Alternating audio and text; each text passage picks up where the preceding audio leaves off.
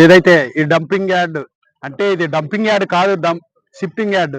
Shifting యార్డ్‌ని dumping యార్డ్‌గా మార్చి ఈరోజు ప్రజల ప్రాణాలతో చెలగాటమాడుతుండ్రు. ఏంటంటే అధికారుల నిర్లక్ష్యం.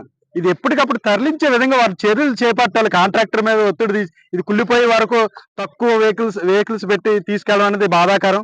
తప్పకుండా ఇది మనకు ఇంకొక దురదృష్టకరం ఏంటంటే గంగవరం పోర్టు దుమ్ము అది అలాగే గాజువాక ఏరియాలో ఉన్న ప్రతి ప్రాంతం నుంచి వచ్చి కాలువలన్నీ మన దగ్గర కలుస్తాయి. లాస్ట్ ఎండింగ్ అంత మందే. మన చుట్టుపక్కల గ్రామాలపైన ఈ 3 ఒత్తిళ్లు కూడా ఉన్నాయి. దీంతో మన ఆరోగ్యాలు పూర్తిగా పాడైపోతున్నాయి. ఇక్కడ వచ్చి ఏదైనా కొద్దిసేపు ఉందాం అంటేనే ఉండలేకపోయిన పరిస్థితి. మనకి మాత్రం చాలా ఇబ్బందిగా ఉంది. తప్పకుండా జనసేన తరపున మాటిస్తున్నాం. అలాగే కౌన్సిల్లో తలుచుకుంటే మన సీనియర్ నేత మన గంధం శ్రీనివాసరావు గారు అందరినీ కూడా ఏకం చేసి, అలాగే మన గంగారాం గారు ఉన్నారు, మిగతా మన వైసీపీ తరఫున కూడా ఉన్నారు. వీరందరూ మద్దతు తీసుకొని పెద్ద ఎత్తున అక్కడే మనం స్పందించినట్లయితే తప్పకుండా అవుతుంది. మేము కూడా జనసేన మన డిప్యూటీ మేయర్ దళి గోవింద్ రెడ్డి గారు ఇప్పుడే మాట్లాడాను, అతను కూడా చెప్పారు తప్పకుండా అధిష్టానం దృష్టి తీసుకెళ్లి దీన్ని పరిష్కారం అయ్యే దిశగా పోరాడతామని చెప్పారు. అలాగే ఇక్కడ అందరూ పాల్గొన్న అందరికి మద్దతు ఇస్తున్నారు కూడా ఇంకా పెద్ద ఎత్తున చేయాలి. ఎందుకంటే మనకు తెలుసు కోరాడ బాల్చెరు దగ్గర మనం 43 రోజులు పోరాటం చేసి అక్కడి నుంచి అది సెంటర్ ఎత్తివేసే వరకు ప్రజలు ప్రతి ఒక్కరు కూడా వచ్చి ముందుకు వచ్చి అప్పుడు ధర్నా చేయబట్టి ఈ రోజు అక్కడ ప్రశాంతంగా పార్క్ వచ్చింది. అక్కడ ఒక చక్కటి వాతావరణం ఉంది. అలాంటి మనం కూడా ఇక్కడ ఎంత కష్టమైనా సరే మన పిల్లల భవిష్యత్తు బాగుండాలంటే తప్పకుండా మన అందరం ఒక ఇదిగా యూనిట్గా వచ్చి పోరాడితే తప్ప ఇక్కడ నుంచి తరలించే పరిస్థితి ఉండదు. అది మన అందరిలో ముందు చైతన్యం రావాలి. వచ్చిన రోజున తప్పకుండా ఇక్కడ నుంచి దీన్ని తరలించడం జరుగుతుంది. మన పిల్లల భవిష్యత్తు కూడా బాగుంటుందని తెలియజేసి ఈరోజు ఈ ధర్నాలో పాల్గొన్న ప్రజలందరికీ కూడా మీ తరఫున కృతజ్ఞతలు తెలియజేస్తున్నాం.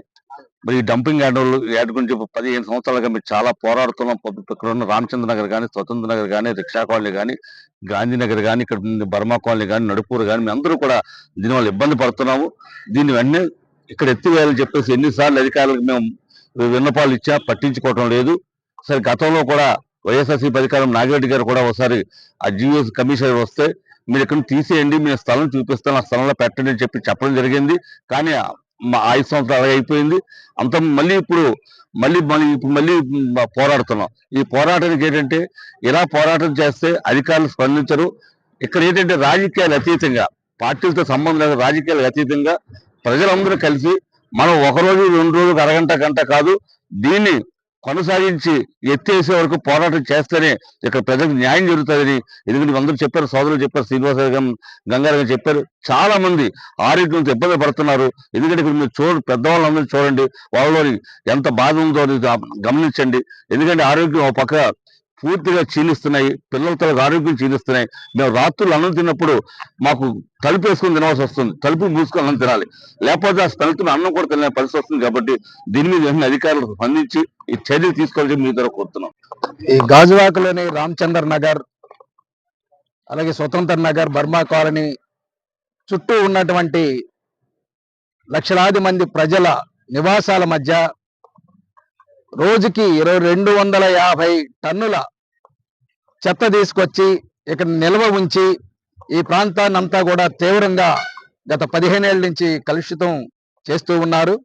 ఈ ప్రాంత ప్రజానీకం మొత్తం ఈ కలుషిత బారిన పడి చర్మ వ్యాధులకి, అలాగే శ్వాసకోశ వ్యాధులకి, ఊపిరితిత్తుల వ్యాధులకి, క్యాన్సర్కి, ప్రమాదకరమైనటువంటి జబ్బులకి గురవుతున్నటువంటి పరిస్థితి అనేటువంటి కొనసాగుతుంది. ఇది చట్ట వ్యతిరేకం. చట్టాలను ధిక్కరించి నివాసాల మధ్య ఈ డంపింగ్ యార్డులు పెట్టడం అనేటువంటిది సరైనటువంటిది కాదనేటువంటిది సిపిఎం పార్టీగా మేము భావిస్తూ ఉన్నాము. పలుసార్లు కౌన్సిల్లో కూడా చర్చకు వచ్చింది, కానీ దాన్ని కొనసాగిస్తూనే ఉండటం అనేటువంటిది చాలా ఆందోళన కలిగిస్తూ ఉన్నది. ఇప్పటికైనా అధికారులు స్పందించాలి. అధికారులు స్పందించాలంటే ప్రజాప్రతినిధులు స్పందించాలి. ఎన్నికైనటువంటి పార్లమెంటు సభ్యులు, ఎన్నికైనటువంటి శాసనసభ్యులు వాళ్ళు తలుచుకుంటే నెల రోజుల్లో ఇక్కడి నుంచి తీసేయచ్చు. వాళ్ళు అదనంగా డబ్బులు ఇవ్వాల్సిన అవసరం లేదు. మున్సిపల్ కార్పొరేషన్ నుంచి ఒక 20 కోట్ల రూపాయలు అదనంగా ఖర్చు పెడితే దీన్ని తీసుకెళ్లి నగరం శివారులో తీసుకెళ్లొచ్చు. ఈ చెత్తనంతా కూడా విద్యుత్తుగా కూడా మార్చేటటువంటి ప్లాంట్ని కూడా పెట్టొచ్చు. వాళ్ళు చిత్తశుద్ధితో పనిచేస్తే నెల రోజుల్లో తీసేయచ్చు. వాళ్ళు తీసేయలేదనుకో ఈ ప్రాంతంలో ఉండే కార్పొరేటర్లందరూ కూడా నిరసన కార్యక్రమం మున్సిపల్ కార్పొరేషన్ దగ్గరికి రమ్మని కోరండి. మీరు సిపిఎం పార్టీ కార్పొరేటర్ గా నేను ముందుంటాను. మీ యొక్క అభిప్రాయానికి ఇక్కడ గంధం శ్రీనివాసరావు గారు ఉన్నారు, వారు కూడా ఆహ్వానించండి. మిగిలినటువంటి వాళ్ళందరూ రండి. మున్సిపల్ కార్పొరేషన్ ని ఆ విధంగా స్పందిద్దాం. ఆ విధంగా రాజకీయంగా ఇది మార్పు అనేటువంటిది జరగాలి. పార్టీలు మీరందరూ కూడా అన్ని పార్టీలకు సంబంధించినటువంటి వాళ్ళే. మరి అన్ని పార్టీలకు సంబంధించినటువంటి ఆ రాజకీయ ప్రజాప్రతినిధులు దీన్ని పూనుకుంటేనే ఇది అవుతుంది. అందువల్ల వాళ్ళు తప్పనిసరిగా ఈ నెల రోజుల్లో పూనుకోమనండి. దీని పరిష్కారాలు చాలా ఉన్నాయి. పెద్ద పెద్ద కొండలు ఇచ్చేస్తున్నారు, పెట్టుబడిదారులకి ఉన్నారు, లేదా ఇల్లు కట్టుకోవడానికి సంపన్నులకి కొండలు ఇచ్చేస్తున్నారు. అక్కడ మంచినీళ్ళు వెళ్తాయి, రోడ్లు వెళ్తాయి, విద్యుత్తులు వెళ్తాయి, వాళ్ళ యొక్క చెత్త తీసుకెళ్లి గాజువాకు కూడా వస్తుంది. మరి అంత పెద్ద పెద్ద కొండలే నివాసాలకు అన్ని రకాల సదుపాయాలు కల్పించినప్పుడు పేదవాళ్ళు దిగువ తరగతి ఉండేటటువంటి నివాస ప్రాంతాల్లో ఈ చెత్త కొండల్ని, ఈ చెత్త డంపింగ్ యార్డ్లు ఎలా ఉంచుతారని నేను అడుగుతూ ఉన్నాను. భూములు ఉన్నాయి కదా చుట్టూ, ఓ 200 ఎకరాలు ఎక్వైర్ చేయండి, అక్కడ విద్యుత్ ప్లాంట్ పెట్టండి, దీని అంతా అక్కడ తీసుకెళ్ళండి. ఆ రవాణాకి అయ్యేటటువంటి ఖర్చు జీవీఎంసీ భరిస్తుంది. ఏడాదికి 350 కోట్ల రూపాయలు ఈ చెత్త చెదలింపుకి విశాఖపట్నం మున్సిపల్ కార్పొరేషన్ పారిశుద్ధ్యం మీద ఖర్చు పెడుతుంది. మరి దీనికి అదనంగా ఒక 10 కోట్ల రూపాయలు ఖర్చు పెట్టడం అనేటువంటి పెద్ద లెక్క కూడా కాదు. మేము మద్దతు ఇస్తాం. సిపిఎం పార్టీ 25 కోట్లు కాదు 50 కోట్లు ఖర్చు పెట్టండి రవాణాకి ఇక్కడి నుంచి తీసేయడానికి. ఏమా ప్రయత్నం చేయడానికి ఏమిటి ప్రాబ్లం అనేటువంటి నేను అడుగుతూ ఉన్నాను. ఏమిటి దీన్ని మూసేసి ఇతర ప్రాంతాలకు తరలించాల్సి దానికి ఏమిటి ఆటంకాలు ఏమొచ్చినాయని నేను అడుగుతూ ఉన్నాను. ఇది సరైనటువంటిది కాదు. అలాగే ఈ ప్రాంతంలో ఉండే మౌలిక సదుపాయాలు కూడా అదనంగా ప్రత్యేకంగా ఓ 10 కోట్లు 50 కోట్ల రూపాయలు అలాట్ చేసి ఈ పెద్ద కాలం ఉంది ఇక్కడ, తుమ్మ చెట్లు మర్చిపోయింది, జనావాసాల మధ్య తుమ్మ చెట్లు ఉండటం ఏంటని నేను అడుగుతూ ఉన్నాను. నమస్కారం. స్వతంత్ర నగరు, రామచంద్ర నగరు, నడుపూరు, అలా ఊడా కాలనీ మొత్తం ఈ గాజు భాగం సగం భాగం ఈ కంపు వల్ల చాలా మంది బాధపడుతున్నారు. ముఖ్యంగా స్వతంత్ర నగర్, రామచంద్ర, నడుపూరు ప్రాంతవాసులు అయితే కనీసం తినలేక రాత్రుల్లో నిద్ర పట్టక కంపుతోటి ఇబ్బంది పడుతున్నారు. పండగ ఇప్పుడు స్వతంత్ర నగర్ పండగ రేపు అవుతుంది. మొత్తం బంధువులు వచ్చి ఏంటి ఈ ప్రాంతం ఏంటి ఇలా ఉందేంటి ముక్కు మూసుకుని వచ్చి ఆ బంధువులు ఒక నైట్ కూడా ఉండలేకపోతున్నారు.